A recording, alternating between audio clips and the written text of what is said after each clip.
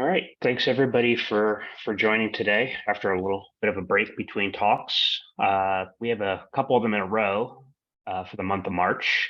So this is the first one in that series, and bringing up a topic that we have a lot of talks on, but we're glad that we have some external parties to the main perfSONAR development effort here that's going to be talking a little bit about a tool that they've been working on.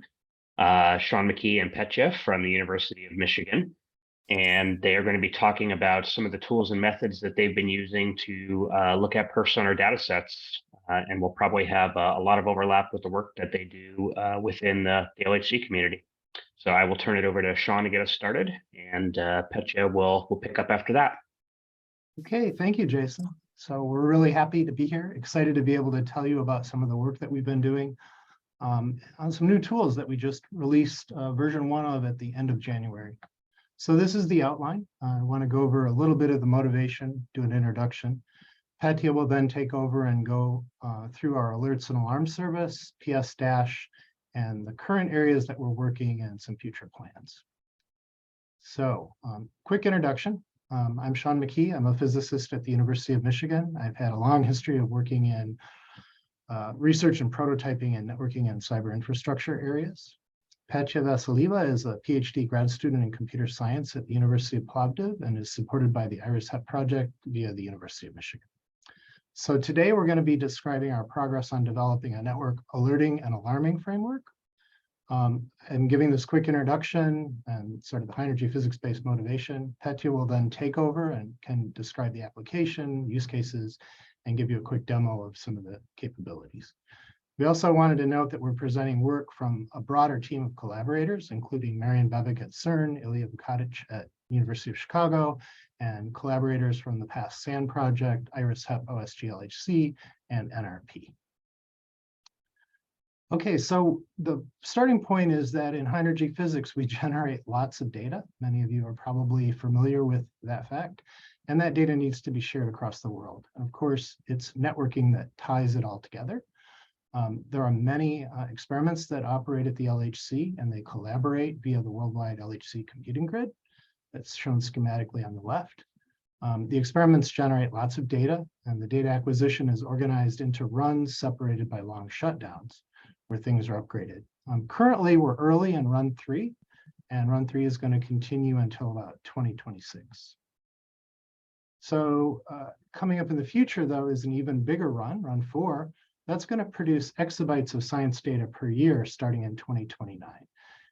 That data will have increased complexity.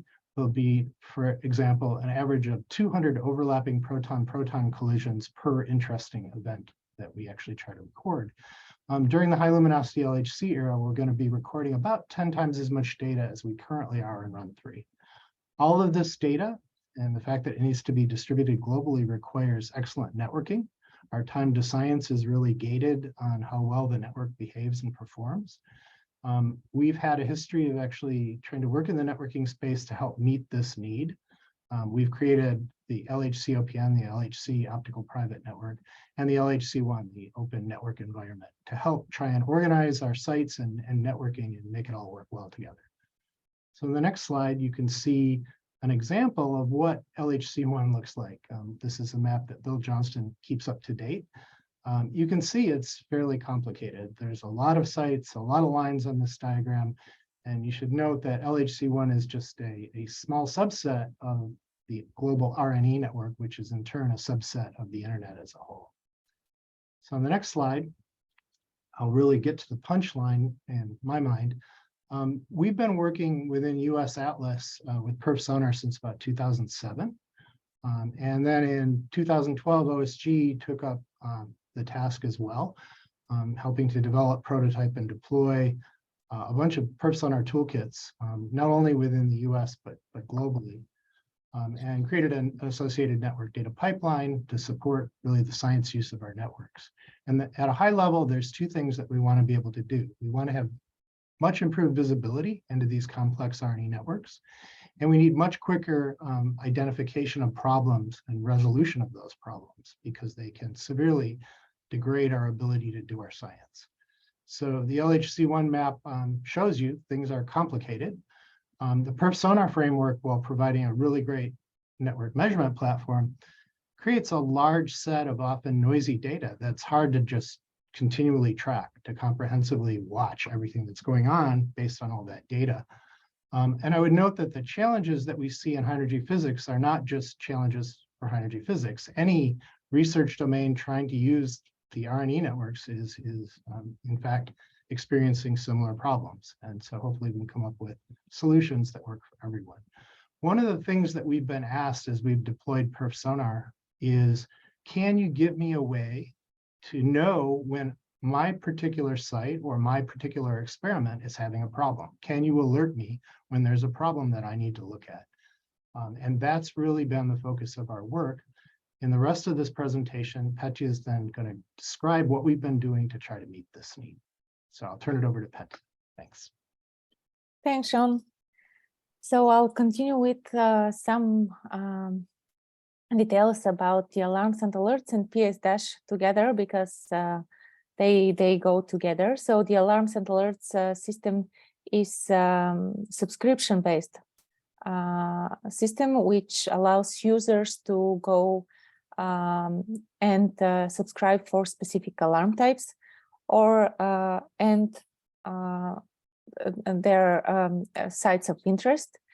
So pSDash then, once the alarms and alerts runs and produces the alarms, it stores all the data in Elasticsearch, and then pSDash grabs it and displays it and provides some additional information about those alarms. So pSDash is developed via PlotlyDash, which is a web server, provides a web server Flask based on Flask, and some really cool graphic libraries for plots and visual components. This is an example of the alarms and alerts page. It's pretty basic, but it does its purpose. So we have a variety of alarms, but we will focus on the networking alarms in this presentation. So you can see on the left the types, and on the right you can see how people can filter on their specific tasks, sites of interest. Those are the current set of alarms. They're entirely based on perfSONAR data. Some are concerning one-way delay measurements. Others are based on traceroute measurements, packet loss, and throughput. We currently don't explore the retransmits data. In the next slides, okay, so first I will show you an example of an email. If a user subscribes, this is what he gets, he or she gets. This is just the summary of the alarm in plain text, and a link to pSDash to explore more. Next, I picked a few of the alarms, and I will share how what's the methodology for producing those our alarms. So first is the bandwidth decreased. So what we do is, since these types of measurements don't run very often, we take a bigger period, and in this case it's 3 weeks, and we get the average for the specific link for this 3-week period, and we look for a significant change over 2 sigma in order to alert, to produce an alarm. So this is those are 2 different alarms. On the top you see UK to Brookhaven that dropped almost 100% from the average, and the bottom is Brookhaven to Signet. This data is a bit more fuzzy, but we can see that if we get the average, it's down by 87%, which is quite a lot, and the alarm was fired. Next, is an example. Those are direct screenshots from pSDash, I should say. This is the multi-site alarm from two multiple sites on bandwidth decreased. You can see in this example that Daisy in Germany produced the decreased bandwidth alarm so from 5 other sites were reporting issues with Daisy. So we get a grouped message in this case. Next is the high packet loss. We have again analogically 2 types: one-to-one, one-to-many, or many-to-one. We consider high packet loss alarm if we get packet loss between 2 and 99%. You can see an example of the plots on the plots that we've seen some issues with sites which are not visible because they're super small, but anyone can go and browse pSDash and see what other examples are there. Next, and probably the most interesting one is the path changed. So the goal here is to use the autonomous system numbers. You probably know, but the autonomous system number is a global identifier which groups IP addresses provided by network providers, one or many network providers. And we use those as numbers in order to detect unusual divergence from the typical path. So this is an example of a summary of such alarm. We were surprised to see that our paths are quite dynamic, more than we expected. So this type of alarm was initially producing a big number of alarms, which was not okay. So we decided just to have a compact version based on a single ASN number and a list of affected sites. So this is an example to get a better understanding. So from the traceroute tests, this is what we get. Those are 3 different paths, and they are lists of AS numbers. So the first step we take is to reduce the lists and remove the duplicates. Finally, we get those 3 new paths, and we for a fixed time period, we calculate how often this path was used. You can see that the second one was almost always taken, and we use this path as a baseline to which we compare all of the other paths. And finally, we can see that on the third path, there is a 1 AS number that does not exist on the baseline, so we fire the alarm. So this is an example of how we show this path change alarms in pSDash. So you see the summary on top, and then on the left, the list of all affected sites. One can click through them, and on the right part, you can see additional information like the specific pairs in which this site participates in. And one can click on the dark rectangles below and we'll see this kind of view. So in this case, I picked an interesting case concerning Nebraska and Vanderbilt. And you can see that on the left, the baseline path and the list of alternative paths. Sometimes it's a huge list. In this case, there are just 2. And on the right part, I show a heat map, on which I place each of the AS numbers at the position it appeared. You can see it closely here. And the color gives us the percentage of the time this AS number appeared at this position. For example, position number 17896 was used 100% of the time. So always goes through this AS number for this pair. While on the position 3, we can see that sometimes it goes through 291, and in some small percentage, maybe about 10% of the time, it goes through 7896. And so on, we can see how the path changes in some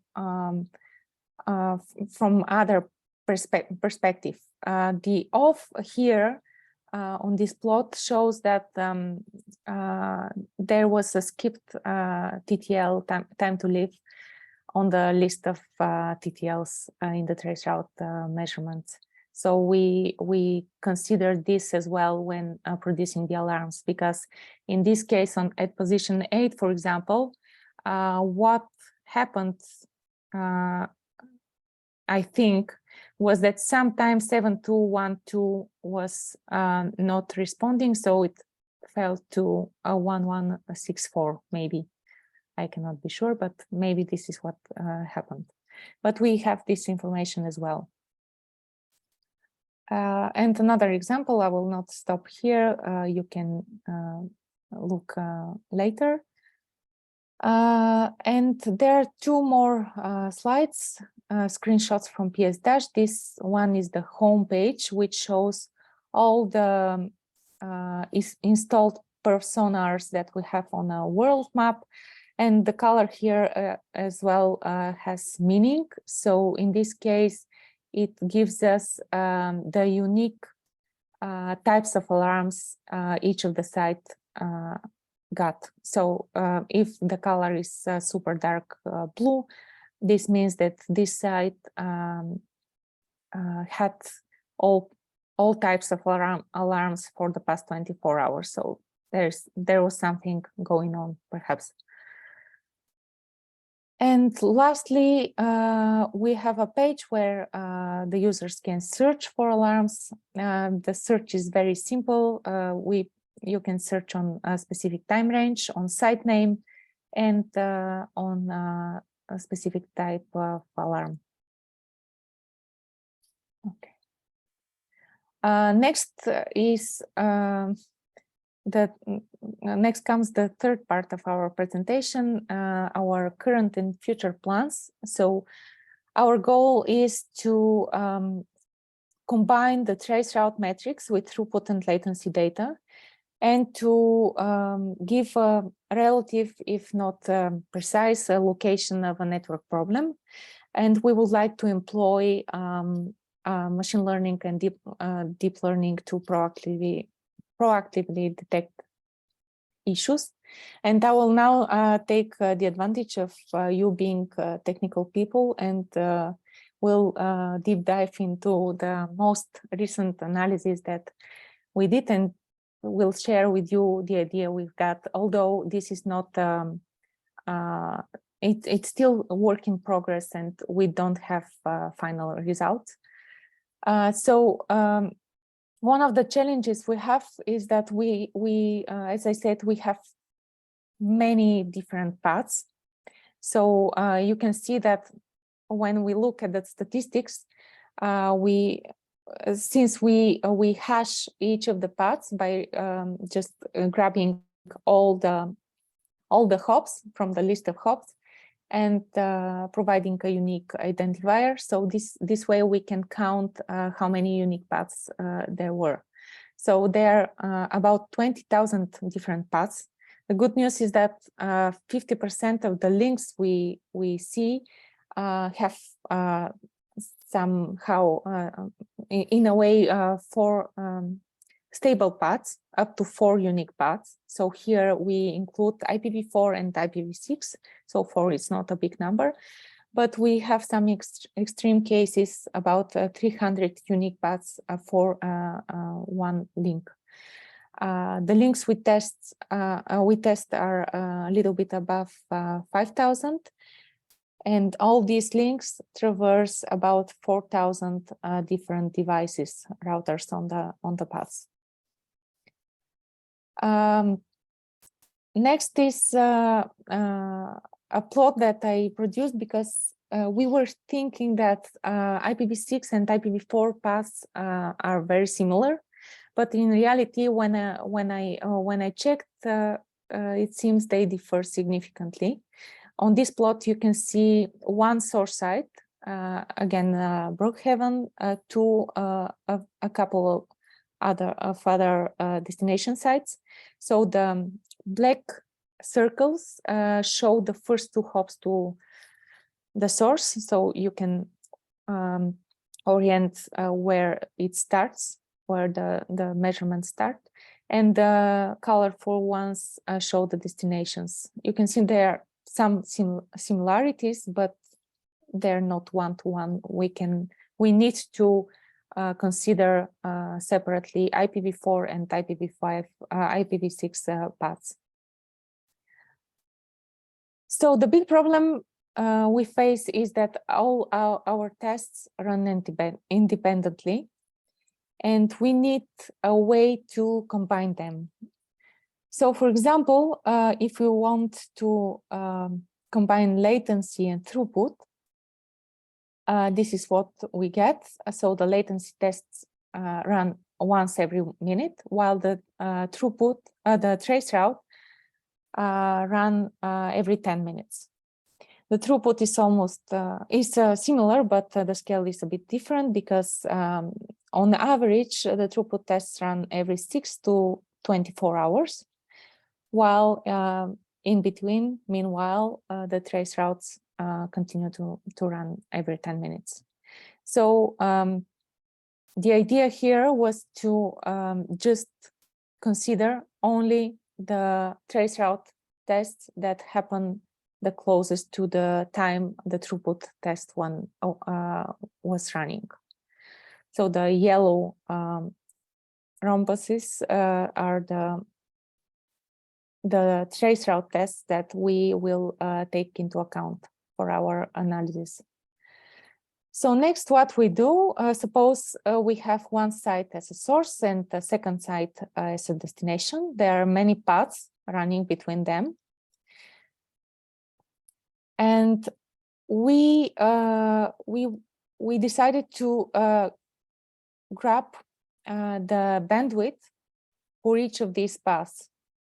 You see, this trace route ran close to the time when the bandwidth was reported 1770 megabits per second. So what we do is we take each of the nodes and we record those numbers. So you see on path A, we take all the nodes and placed the values for each on a list. Then we go for path B, path C, and so on. So to look it from another perspective, let's see two of those nodes.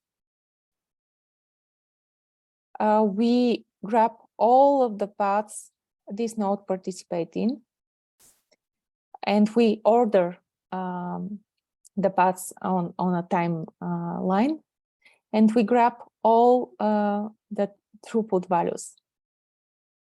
Then we do the same for each of the nodes. Again, all the paths and their values.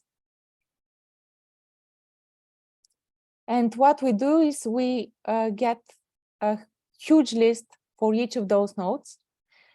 And from this list, we get the maximum bandwidth seen for all the paths that traversed this node.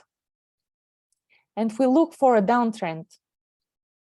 So in this case, for the example, we put a threshold of 10%. So 10% from the maximum bandwidth.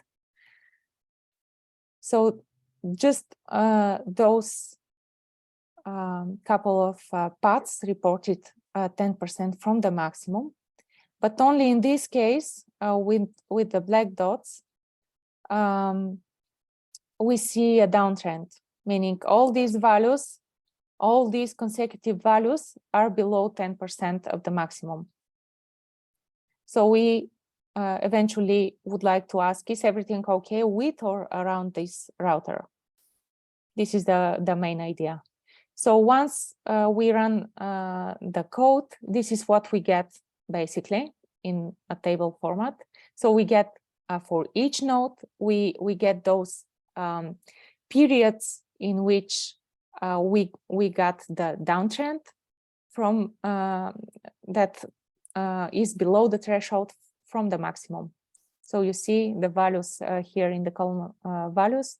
We get all these different values on a list. Then we like to look at the data from all different angles. So we got a minimum, average, maximum, and mode for each of the nodes from this list that I showed. And finally, we just thought to grab a distribution of the minimum, average, maximum, and the mode, which is quite interesting, but it takes more thinking. So we will need to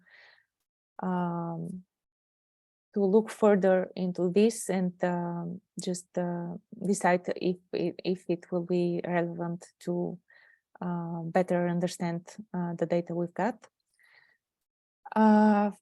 So these are preliminary results of the, we don't say this is working 100% of the time, but it looks promising because this is, for example, one of the nodes that got flagged that there may be an issue based on the approach that I've just shared. So when I plot all the values from this list of values that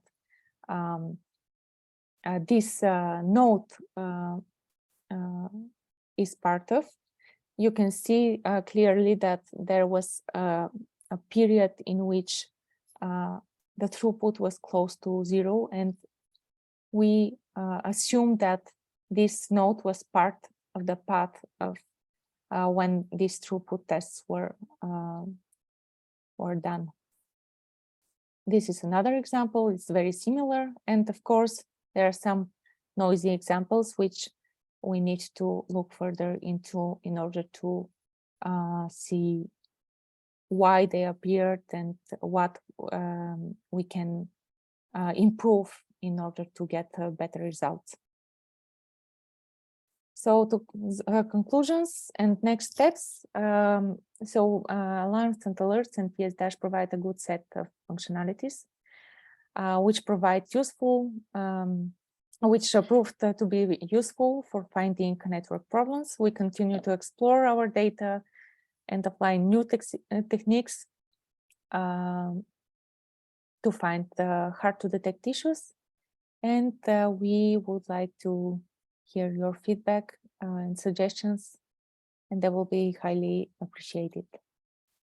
Acknowledgements. We would like to thank all these organizations and people, WLCG, HappyX, perfSONAR, OSG, Marian Babic, Iliev Kotic, which are part of our core team, and to thank the National Science Foundation for the funding provided for this work. So thanks. That's all. Questions or comments, if you have any? All right, well, thank you both for going through all of that. Really, really interesting stuff. So anybody who does have a question, what I'll do is I'll allow people to unmute themselves if you just want to raise your hand and we can acknowledge you and you can ask your question, or if you want to type it into the chat room, we can do it that way as well. While we wait for people to see if they have any questions. I have a couple that I jotted down here just to get us started. First thing that I was just sort of curious about is it, you know, clearly this is still in the research and development stage, and it's not ready for prime time yet. If it was to sort of be integrated in, what's sort of the lag time between, you know, seeing something like this and having a result and needing to sort of feed it through the analysis before it would ultimately feed back to somebody? Are we talking sort of like a couple of minute delay, or would it be faster than that? So I can start and then maybe Petya can follow up. So it really depends on the particular data that's involved. Certainly for latency measurement, we're getting updates every minute, and the pipeline is being updated, so it's pretty low latency. We can get results seconds after they're made from the toolkits. So if it's an alarm that would depend on a latency measurement or a packet loss measurement, we can turn it around pretty quickly because the data is always being looked at as it arrives into Elasticsearch. For throughput, it's much harder, obviously, because we make one measurement every 6 to 24 hours. It depends on which mesh. And so you have to actually get quite a few throughput results to understand if there's a trend, because there's a lot of variability in any given single throughput measurement. The latency and throughput are, of course, two things that we do track, but there's also the trace routes, and those we do much more frequently. And we can also, you know, get pretty quick feedback on a change in a trace route. Because they do come every 10 minutes, because we're looking at them, you know, as the data is coming in, those can be on the time scale of, you know, minutes. So it really depends on the measurement. I don't know if, Petya, you have any other comments on that range? Yeah, I agree. I agree with you. We would like ideally to have active active alarms as well, but yeah, as Sean said, it all depends on the type of issue we are looking at. Right. By an active alarm, Petya, means that if we see something interesting, we may want to kick off a test to verify the path and to verify the measurement. So you could imagine having a dynamic system that would respond to a perceived problem by gathering a little bit more data right when it sees the problem. Okay, thank you both. Mark has a question that he typed in. I'll read it out. Have you given any thought to whether or not there's any value in an AS-specific alarm when the number of hops or their addresses within that AS deviate from the usual? That is an interesting suggestion, and it certainly would be worthwhile. Remember, Petya showed that we have those lists and we compress them, right? But sometimes there are 3 things that contribute to this AS, and sometimes there are 4, and that might be interesting to note that that kind of fluctuation is happening as well. So good suggestion, Mark. We should look at that as another possible thing to explore. Yeah, thanks. Okay. Again, I'll put out a call if anybody has any questions that they want to either ask verbally or in the chat room. Please raise your hand or type them in. I had sort of another one here. How portable is this right now if somebody did want to, you know, run this on their own, perhaps, and give you some feedback? We would love it. I mean, right now it is, we consider it sort of version 1. Maybe Petya, could you possibly bring up the current pSDash just to show people really quickly? Anybody should be able to do this because we're using federated identity. So you, as long as you're part of InCommon or EduGain, you should be able to actually log in and play around in the pSDash application. And that's feedback that we would love to get. What's your experience looking at things? What do you think is missing? What works well? What doesn't work? That would all be great for us. Yeah, the relevant URLs are at the very end of the presentation. The very first one is the pSDash URL. Yeah, so I would say that we haven't thought about redistributing this these tools, I would say that pSDash would work right away as long as you have the alarms in place. So you first have to have the alarms produced in some database, Elasticsearch, ideally, because my queries are querying Elasticsearch specific data. And yeah, so Right. it's not very portable. But the code is available. We have Yeah, public the code is there. Yes, you can have a look. And the alarms and alerts, it's based on scripts. So each alarm is a different module, a different piece of script. So it's as simple as possible. Okay. And I guess a follow-up question to that from Tom, can you describe the software infrastructure? Is it open source ELK? And then how is the data ingested? Yeah, good questions. So we are using regular Elasticsearch. We depend on the analytics platform that the University of Chicago provides. So I have a few other talks out there. The data ingestion, the network data pipeline is a little complex, but the general idea is that you have perfSONAR toolkits all over the world. Their Esmond archive is reachable. And so we have a central system that has a list of all those toolkits and reaches out and grabs all the data from them. And we then put it on the pipeline, read it back off the pipeline and directly into Elasticsearch. We do some data augmentation as it's being read in. Once the data is in Elasticsearch, there's a different index for each type of data. And the components that Petya has described then rely on the fact that that Elasticsearch instance is there. We have access to it both from the alerting and alarming system and from pSDash. And we can consume information out and then push information back into Elasticsearch, like add new alarms or add new metadata if need be. So that's the general idea. There's quite a few details in there, and we're actually in the middle of transitioning the pipeline from using a message bus to removing the message bus. So in the future, when perfSONAR 5 is out, we're actually going to be sending data directly from every toolkit through the HTTP archiver into Logstash, which is the front end for the ELK stack. And we'll do all our ingestion work, annotation, augmentation in the Logstash pipeline step. So that has shown actually in our testing to significantly reduce the latency between when results are measured on the toolkit and when they get into Elasticsearch. All right.